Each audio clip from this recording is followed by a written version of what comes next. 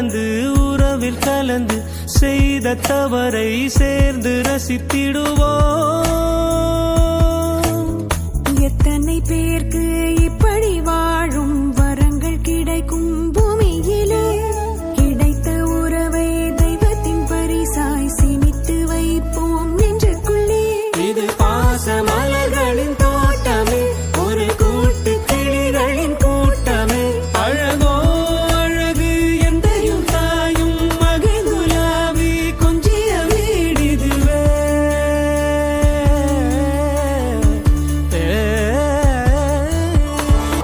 உடைந்த இதயங்கள் சேருமா, உறவில் இதயங்கள் உடையுமா?